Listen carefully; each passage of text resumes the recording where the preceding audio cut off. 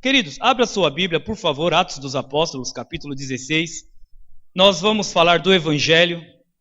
Vocês se lembram que no começo do ano eu mostrei 7 símbolos, e o primeiro símbolo é essa Bíblia, né, representando o Evangelho. Nós estamos aí trabalhando para que vidas sejam transformadas em Rio Claro. Atos dos Apóstolos, capítulo 16, versículo 16. E para isso, nós cremos que o Evangelho, eu vou repetir, nós cremos que o Evangelho é a única forma de mudar radicalmente o homem desde a raiz. Então está a Pamela, né? A Pamela, Cátia. O Evangelho é a única coisa que pode mudar a vida da pessoa. Todas as outras amenizam. Todas as outras amenizam. Ajudam. Já falei disso aqui. E se o Evangelho, então, é a única coisa que nós entendemos que a vida da pessoa pode mudar, nós vamos ver isso na vida de um carcereiro. Vocês estão vendo lá em Aracruz, não é? Tudo que está acontecendo, não é? Está uma guerra terrível, né, entre as facções, o sindicato do crime e o PCC, não é? E numa tensão, num presídio de segurança, quem sofre em primeiro lugar? Carcereiro. Todo carcereiro, queridos, eles vivem um estado de pânico. Tanto que para o carcereiro abrir o cárcere, precisa de uma equipe de soldados juntos, não é? Porque vá que na hora da abertura do xadrez lá, alguma coisa sai errado e o carcereiro é pego, né? Eu não sei se esse carcereiro aqui, ele tinha uma vida um tanto quanto parecida com esses de Presidente Bernardes, aí de Aracruz, Pedrinhas, né, esses presídios complicados. Mas uma coisa é fato. Quando ele percebeu que os presos estavam fugindo, ele tentou se matar. Logo, é alguém de atitude. Ou eles, ou eu, alguém precisa morrer. Já que eles fugiram, então eu vou me matar. Mas é nesse momento em que ele vai se matar, cometer um suicídio, o Evangelho entra na vida dele. E aí eu pergunto, se o Evangelho é o poder de Deus para a salvação do carcereiro, o Evangelho é o poder de Deus para salvar qualquer pessoa. Qualquer pessoa. Então vamos ver como o Evangelho produziu mudança na vida do carcereiro, como o Evangelho produziu mudança na vida da família do carcereiro. E talvez você esteja dizendo assim, pastor, eu não sou carcereiro. Eu sou uma simples empregada doméstica, eu sou uma diarista. O Evangelho muda a vida de diarista.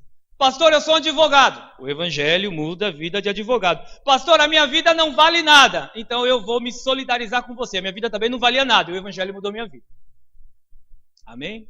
Vamos ver essa história maravilhosa de transformação pelo poder do Evangelho? Está escrito assim, Atos 16, 16. Aconteceu que indo nós para o lugar de oração, nos saiu ao encontro uma jovem possessa de espírito adivinhador, a qual, adivinhando, dava grande lucro aos seus senhores. Seguindo Paulo a nós, clamava dizendo, estes homens são servos do Deus Altíssimo, e vos anunciam o caminho da salvação. Isto se repetia por muitos dias. Então Paulo, já indignado, voltando-se, disse ao Espírito, em nome de Jesus Cristo, eu te mando, retira-te dela. E ele saiu na mesma hora.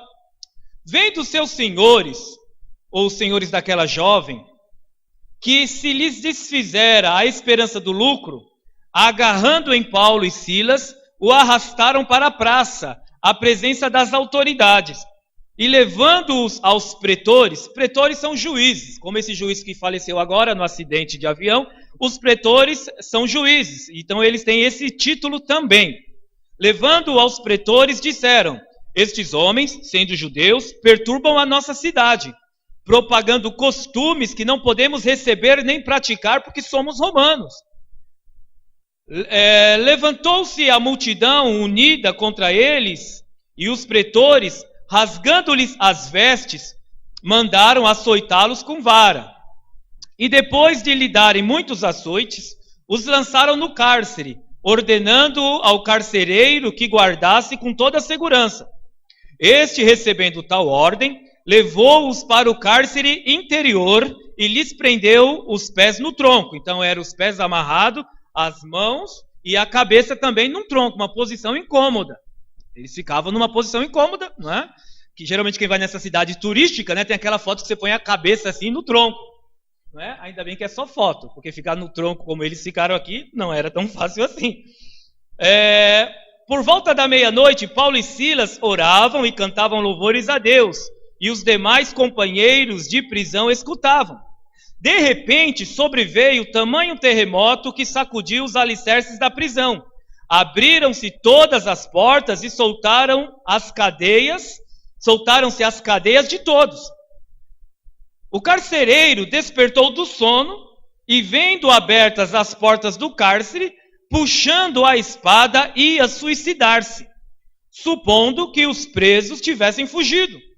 Mas Paulo bradou em alta voz: não te faças nenhum mal, que todos aqui estamos.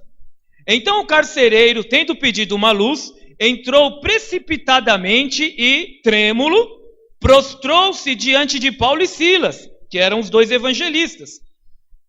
Depois, trazendo-os para fora, disse: Senhores, que devo fazer para que seja salvo? Responderam-lhe: crê no Senhor Jesus e serás salvo tu e a tua casa. E lhe pregaram a palavra de Deus e a todos de sua casa. Naquela mesma hora da noite, cuidando deles, lavou-lhes os vergões dos açoites. A seguir foi ele batizado e todos os seus. Versículo 34 para concluir a leitura. Então, levando-os para sua própria casa, lhe pôs à mesa com todos os seus, manifestava grande alegria por terem crido em Deus. Feche os olhos, vamos orar. Pai, no nome de Jesus, nós vivemos numa sociedade onde as pessoas já não têm esperança. Uma sociedade, Senhor, que está arruinada por causa do pecado. Uma sociedade como naquele presídio, onde aqueles homens cometem pecado sobre pecado, Senhor. Vidas no presente e no futuro são destruídas, lares são desfeitos. Ó Deus amado, e a tua igreja tem a solução para todo aquele que crê, que é a solução do Evangelho. Por isso, nessa noite eu quero te pedir, Senhor, como estamos nos conscientizando da necessidade do Evangelho e do evangelismo para o mundo, eu quero te pedir, fala conosco, Senhor. Fala com o coração de cada homem, cada mulher e até com o coração daqueles que ainda não se decidiram pelo Senhor, para que possam ver no Evangelho o poder de Deus para a sua própria salvação, como este carcereiro viu e a sua casa inteira também participou. No nome de Jesus, amém. Amados, este é um texto marcante, porque ele fala do encontro de pessoas com o Evangelho. É um texto marcante porque dois grupos de pessoas aqui se aproximam do Evangelho movidas por um fato sobrenatural. As pessoas se aproximam do Evangelho, e vocês podem até achar estranho que algumas pessoas vão a determinadas igrejas em busca da rosa, em busca do pão, em busca da camisa sangrando, em busca do que mais, não é?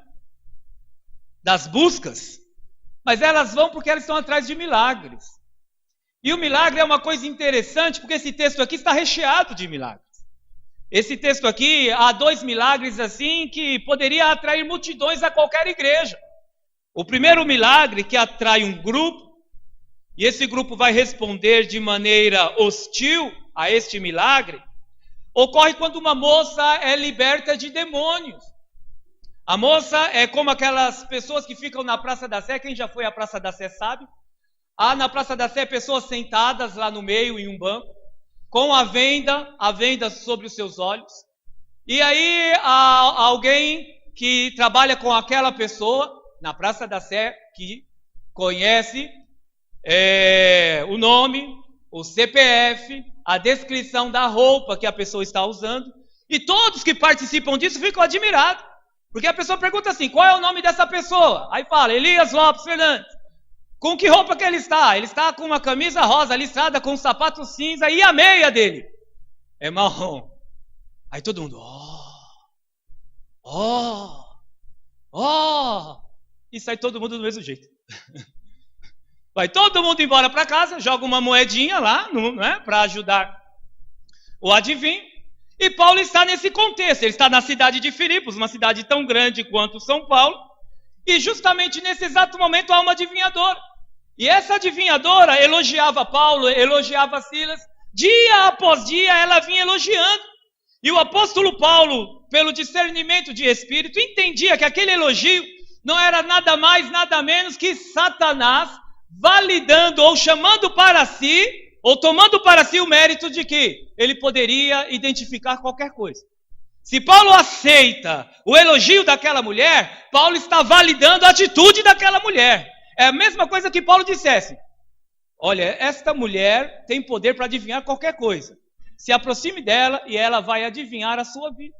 Mas aí Paulo entende que isso é um espírito imundo. Paulo entende que isso é um espírito maligno. E o que é que Paulo faz?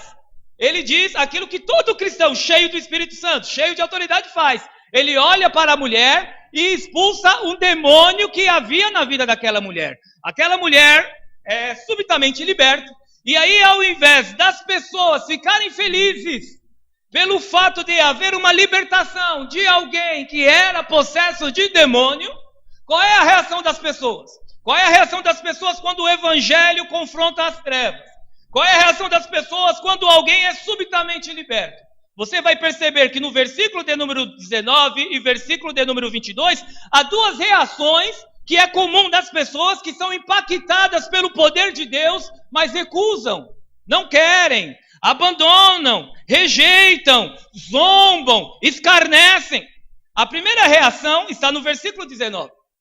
Geralmente as pessoas que são impactadas pelo poder de Deus, através do evangelho, elas têm uma atitude de não aceitarem o evangelho porque de alguma maneira elas sabem que se comprometerem a vida dela com o evangelho, ela vai ter que fazer renúncias. Toda pessoa que é impactada pelo poder do evangelho, e às vezes as pessoas dizem assim: mas se houvesse milagres eu creria.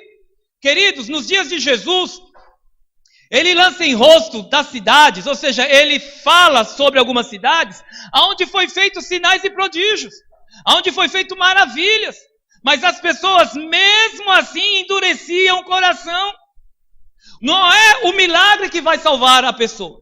O que vai salvar a pessoa é ela aceitar o milagre como uma abertura de olhos para ela, de entender que existe alguma coisa fora do mundo natural, de entender que há um poder sobrenatural que atua na vida humana. E aí o que essas pessoas fazem? O que eles fizeram? Vendo que aquela mulher havia sido liberta, vendo que aquela mulher agora já não daria mais dinheiro para eles, o que eles fizeram? Eles se levantaram contra o evangelismo. As pessoas não tomarão decisão por Cristo enquanto elas não abrirem mão de serem escravas dos prazeres do pecado. Todas as pessoas, dificilmente, mesmo havendo um milagre sobrenatural na vida dela, seja de cura, seja de libertação, seja de visão de anjos, seja de alguma coisa inaudita que aconteça na vida dela, dificilmente ela será salva se ela não abandonar os prazeres transitórios do pecado. E aí, essa é a divisão entre salvos e perdidos. Porque você percebe no versículo de número 19, que ao perceber que a fonte de lucro se desfez, o que eles fizeram? Ficaram com bronca dos evangelistas. Por quê? Porque os evangelistas foram usados por Deus para libertar alguém. Seria a mesma coisa que um traficante se converter. E aí alguém dizer para ele agora como é que você vai viver? Seria a mesma coisa que um aviãozinho se converter. E aí alguém vai perguntar para ele agora, e agora, como é que você vai viver? Seria a mesma coisa que um advogado corrupto se converter. Alguém vai perguntar para ele, e agora, de onde você vai tirar recursos para você? As pessoas, quando olham para si, diante do poder do evangelho, elas têm que tomar uma decisão moral. E aí Jesus diz que ninguém pode vir após mim, se não negar-se a si mesmo e tomar a sua cruz. Por que é que muitas pessoas, diante do poder do evangelho, não se convertem? Porque a semelhança dos senhores daquela mulher, eles não querem se desfazer daquilo que dá lucro para eles. Deixa eu perguntar a você. Quando você entregou sua vida a Cristo, você teve que se desfazer de alguma coisa. Então pergunto eu, o que é que você teve que se desfazer? Pensa aí. O que você teve que deixar? Esses homens não se converteram porque eles prefeririam uma moça escravizada por demônios do que simplesmente abandonar o lucro para viver dentro da perspectiva do reino de Deus. O que você teve que deixar? Eles não quiseram deixar a moça liberta de demônios. Mas há uma segunda reação, e a segunda reação ela é muito mais comum também, no versículo de número 22, porque uma multidão de gente vai ouvir aquilo que os senhores daquela mulher afirmavam. Os senhores daquela mulher, não mais preocupados com o dinheiro, eles inventam uma mentira. E você pode, até achei isso interessante, que no versículo 19, eles ficam preocupados que o dinheiro iria acabar.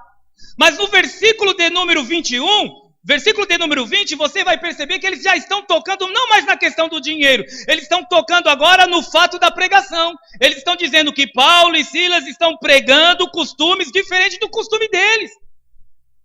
E aí é interessante que ao invés das pessoas, quando houve uma mentira, mas aqueles crentes da Igreja Batista, eles são todos bitolados. Aqueles crentes da Igreja Beltrano, eles todos são fanáticos. Os crentes daquela igreja lá, eles vivem uma vidinha quadradinha.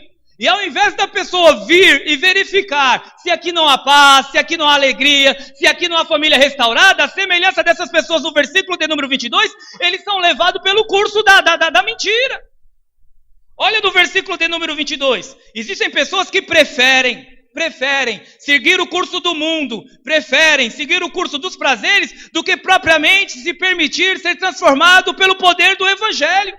O versículo 22 diz que uma multidão que não tinha nada a ver com aquela moça, poderia até estar sendo enganado por aquela moça, agora participa do quase linchamento de Paulo e Silas.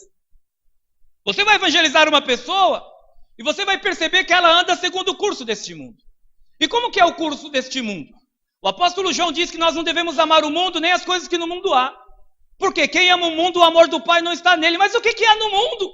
Que as pessoas rejeitam o evangelho e seguem o mundo. Uma das coisas que há no mundo é a soberba da vida. E o que é a soberba da vida? É o orgulho. Diga para uma pessoa assim, que ela deve se arrepender dos seus pecados. Não, mas eu não tenho pecados para me arrepender. Diga uma pessoa assim, olha, você tem que cuidar da sua mulher. Não, mas eu cuidar da minha mulher, não faz nada para eu cuidar dela.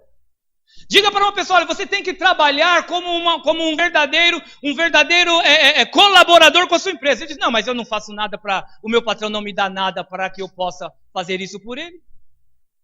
Por quê? Porque as pessoas trabalham em função de si mesmo.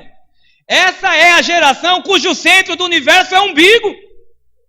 Essa é a geração a perspectiva de vida deve apontar para ele.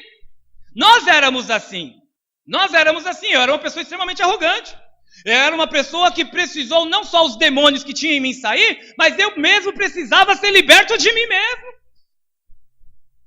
Ninguém, queridos, será salvo seguindo uma vida soberba.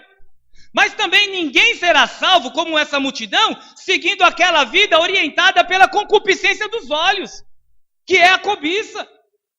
As pessoas não querem abraçar o Evangelho, mesmo sendo ouvintes das notícias acerca do poder de Deus, porque elas preferem viver de acordo com a cobiça que é o Deus dela.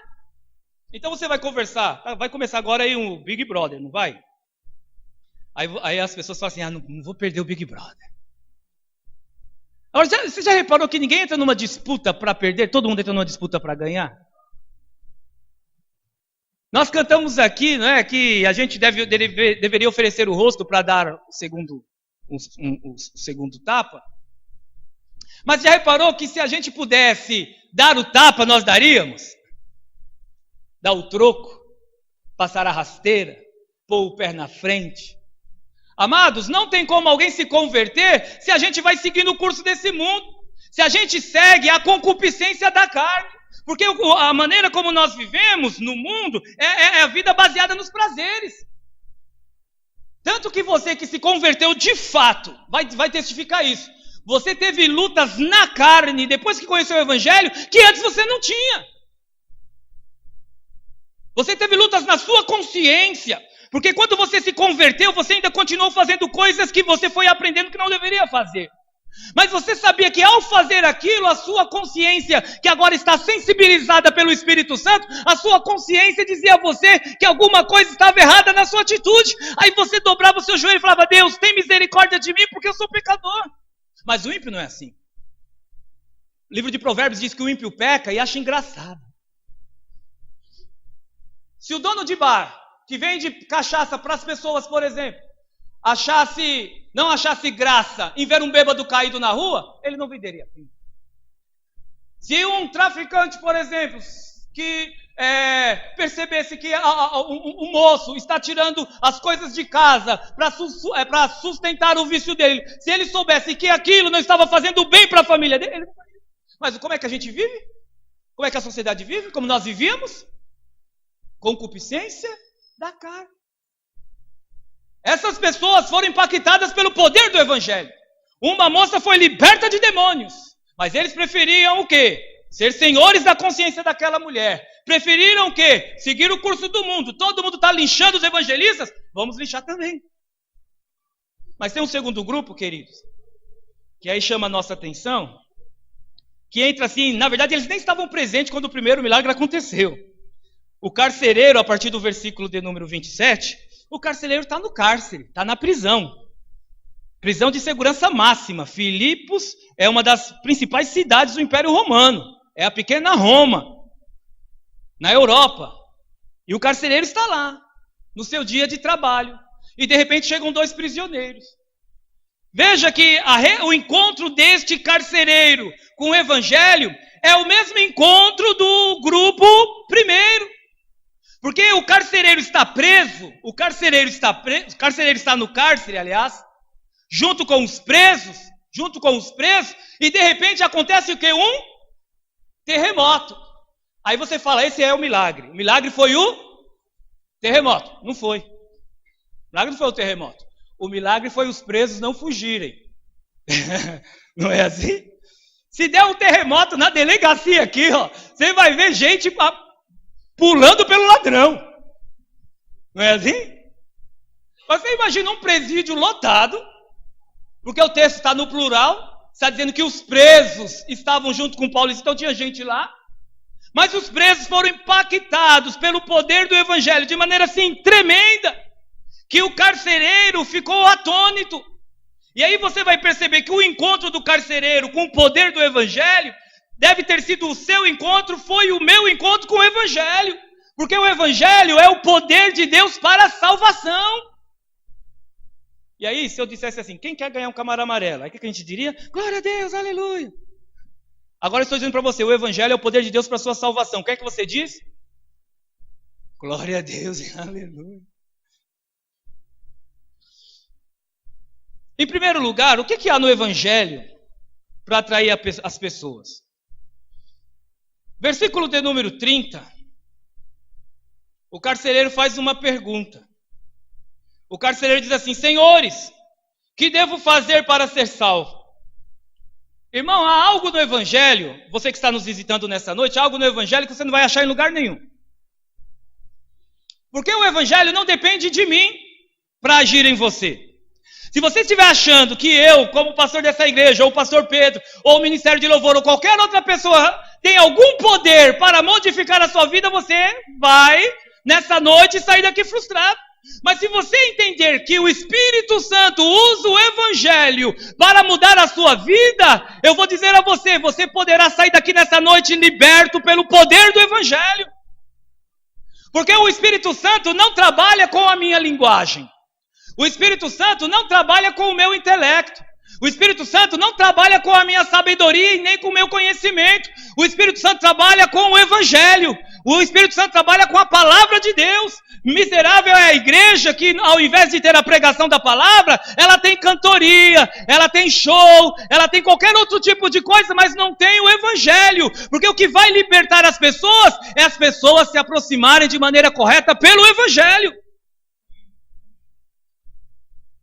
Quem já foi alcoólatra sabe muito bem do que eu vou falar. A pessoa foi liberta. Pode ter sido liberta pelos alcoólatras anônimos. Pode ser liberta. Mas se ela sentir um cheiro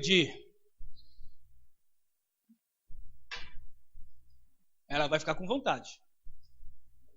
Mesmo 10 anos como sóbria, mesmo 20 anos como sóbria. Porque aquilo está nos poros dela, na corrente sanguínea dela. Leva-se décadas para a pessoa se libertar daquilo. Mas quando alguém encontra o poder do Evangelho pelo Espírito Santo, essa pessoa tem a atitude que o carcereiro teve. Ela consegue se enxergar e enxergar a sua condição. Ele faz uma pergunta: senhores, o que eu faço para ser salvo? Então significa que aquele homem que trabalhava para o governo, que trabalhava para o Estado, era alguém que através do Evangelho se percebeu. Quando pregaram o Evangelho para você, o que você viu em você? Um cara legal? Quando pregaram o Evangelho para você, o que você se percebeu? Gente boa? Não, eu não mato, eu não roubo, não faço nada de errado, não me intrometo na vida de ninguém, sou melhor que muito crente. O que você percebeu quando você ouviu o Evangelho pela primeira vez? Este homem aqui percebeu que ele precisava ser salvo, mas salvo do quê? Salvo da sua condição de pecador. Você não vai conseguir ser salvo se você não se humilhar diante da cruz de Cristo e reconhecer que você é pecador. Enquanto você achar que tudo que você faz serve de trampolim para te deixar mais perto de Deus, você vai perceber que por mais que você faça, você jamais vai conseguir chegar perto de Deus. Porque quem convence você do pecado, do juízo e da justiça é o Espírito Santo de Deus. Então esse homem descobre no Evangelho o quê? Que ele pode ser atraído para a salvação através do Evangelho. Eu me lembro que o primeiro hino que eu ouvi numa igreja, eu gostava de heavy metal. Acho até às vezes interessante o Kelvin estar lá fazendo uns riffs, uns negócios assim, né?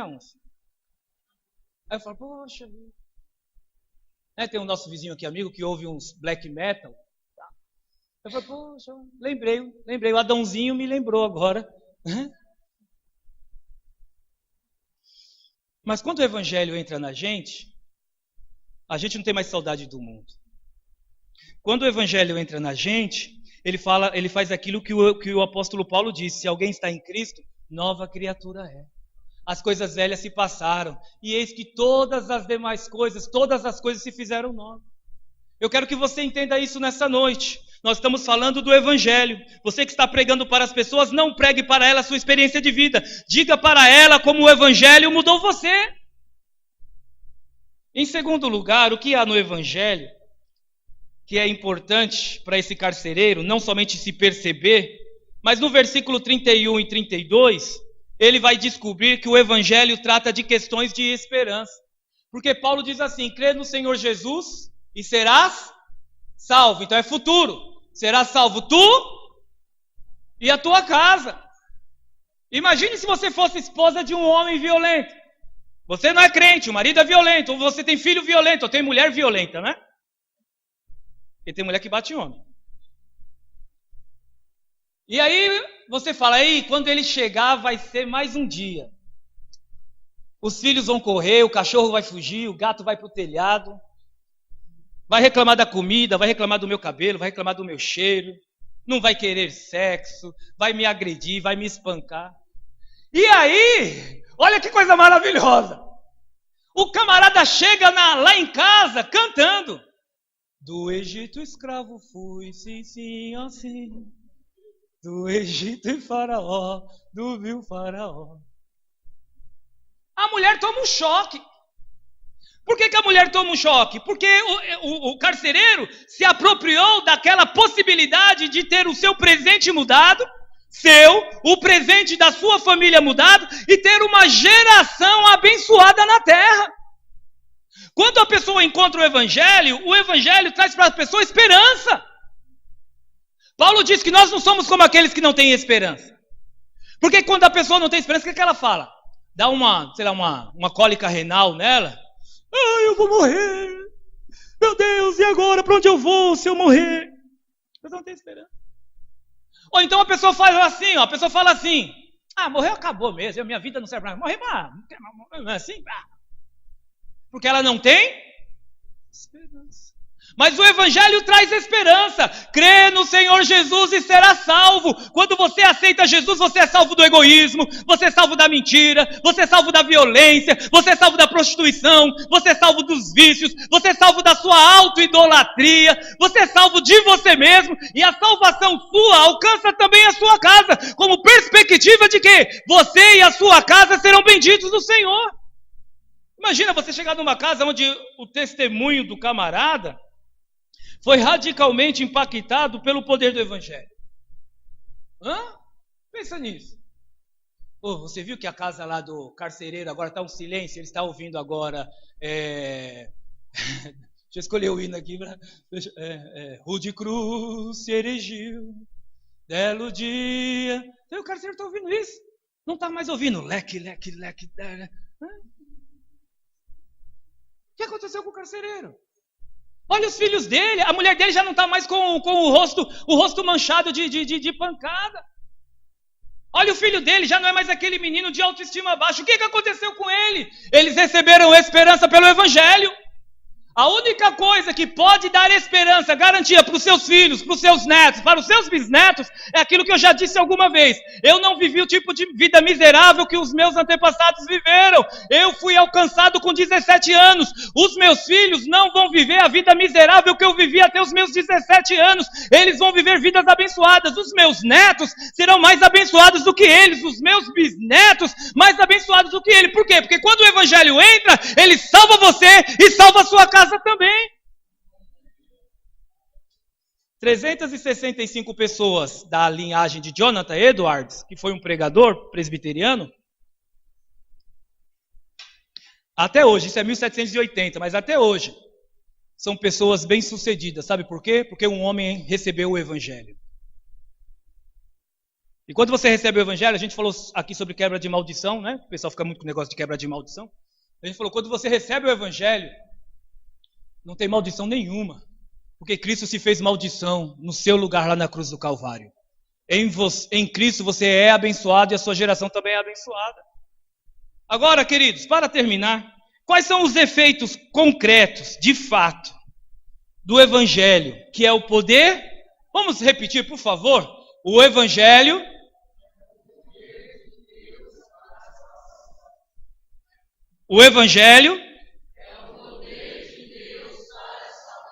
nada mais. A Igreja Batista da Fé? Não, não é o poder de Deus. A congregação cristã? Não, não é o poder de Deus. A Assembleia de Deus? É de Deus, mas não é o poder de Deus. A presbiteriana? Não é o poder de Deus. O que é o poder de Deus? O Evangelho.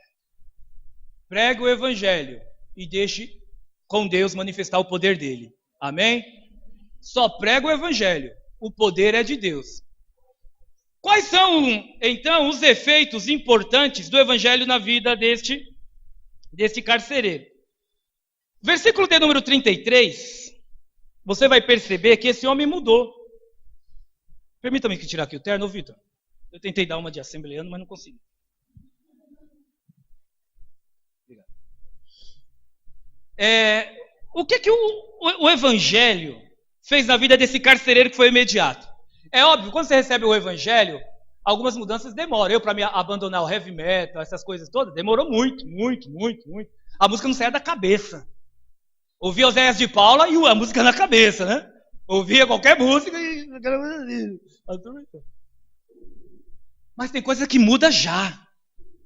Você entendeu? Tem coisa que muda assim, ó. Pá! Olha o que mudou no carcereiro no versículo de número 33. Aquele homem que até então havia decidido se matar, você vai perceber no versículo de número 33, que aquele homem agora, ele torna-se alguém de fato humano. Veja o versículo 33, que esse homem que tinha os seus presos sob segurança máxima, agora ele está cuidando deles, esfregando a costinha de Paulo. Não é assim?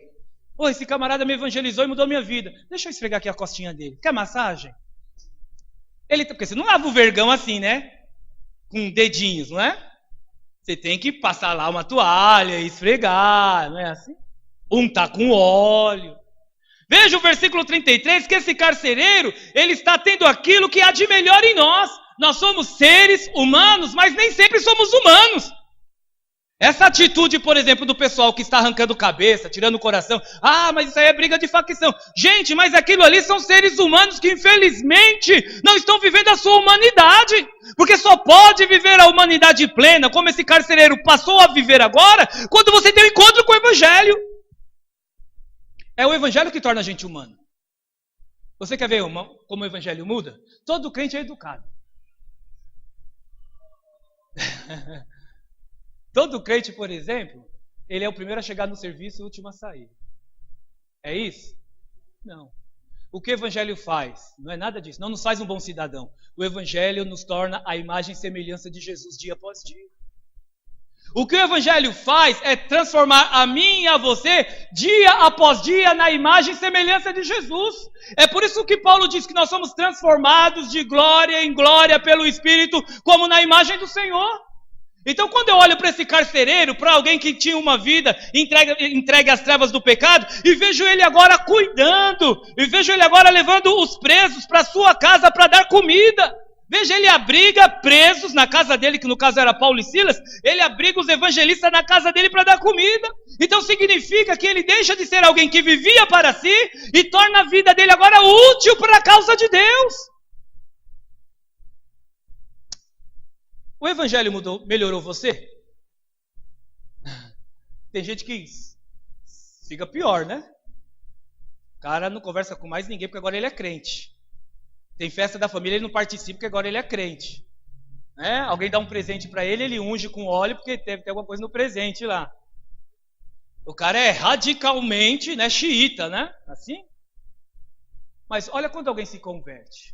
Ele trata melhor a esposa. O filho consegue obedecer o pai. Você consegue ser proativo na empresa. Do ponto de vista social, você fica melhor. Mas do ponto de vista espiritual, você é a imagem e semelhança de Jesus. Mas tem uma outra coisa aqui que é maravilhosa e alcança esse carcereiro. Isso é o Evangelho que faz. No versículo 34, você vai perceber que a casa dele, no momento que eles estão comendo, e eles estão bebendo, estão festejando, uma palavra que Lucas usa muito essa palavra, Lucas diz que há grande alegria. Ele não diz simplesmente alegria. Essa palavra grande alegria, Lucas utiliza no seu evangelho para anunciar o nascimento de Jesus. Lucas, quando Jesus nasce, Lucas, através da passagem que fala sobre o anúncio aos pastores, Lucas diz assim, é que hoje na cidade de Davi nasceu o Salvador, que é Jesus, e isso será uma boa nova, evangelho, isso será o evangelho de grande alegria. Então eu não consigo perceber na vida de uma pessoa que entregou a sua vida a Cristo, e ela não exala esse sentimento, que é um sentimento trazido na nossa vida pelo Espírito Santo, que é o sentimento da alegria. Uma das primeiras coisas que acontece na vida de alguém que é perdoado é se sentir alegre, porque ela sabe que agora ela tem paz com Deus. Às vezes as pessoas vivem vidas depressivas, né? Uma questão orgânica. Mas você pode até ter problemas financeiros. Você até pode ter problema de saúde. Pode até ter problema no seu casamento. Mas deixa eu dizer a você uma coisa. Você perdeu a alegria da salvação? Você perdeu a alegria da salvação? Você está sofrendo aquela síndrome da igreja de Éfeso? Ativo na igreja, e vai para lá, e corre, e canta, e pula, e soa. Mas não tem alegria? Veja que aqui não é simplesmente uma alegria, é uma mega alegria. Quando ele diz grande, ele está dizendo uma mega alegria. Significa que quando o evangelho entra na vida de uma pessoa, a alegria o acompanha onde ele estiver. Você não vai chegar amanhã na empresa e falar assim: meu final de semana foi uma tragédia. Você tem que dizer: na minha vida há alegria, porque eu encontrei o poder do Evangelho. Eu não tenho tudo o que quero, não tenho tudo o que eu desejo ter, e sei que também não terei tudo o que quero e nem tudo o que eu desejo ter. Mas uma coisa você tem que ter: alegria na sua vida. Porque é a alegria do Senhor, é a alegria do Senhor que é a sua força. Você vai perceber, por exemplo, na vida do gadareno, quando ele volta para casa feliz. Você vai ver na vida de Maria Madalena, que ela também está feliz. Vai ver que Zaqueu faz uma festa, mas faz uma festa feliz. Todas as pessoas que tiveram encontro com Jesus de alguma maneira, a alegria acompanha elas na decisão pelo Evangelho. Aí você recebe o Evangelho e você fala, recebi o Evangelho, mas minha vida é uma vida depressiva. Pode ser uma questão orgânica, mas na questão da sua alma, tem que ter banquete todo dia. Você pode até não andar cantando, vivo feliz, pois sou de Jesus. Pode até não andar cantando que você vive feliz, mas que você é alegre por ter o perdão dos pecados, isso você tem que ter na sua alma. Lembra daquela peça Ladrão de Alegria? Que os meninos fizeram aqui?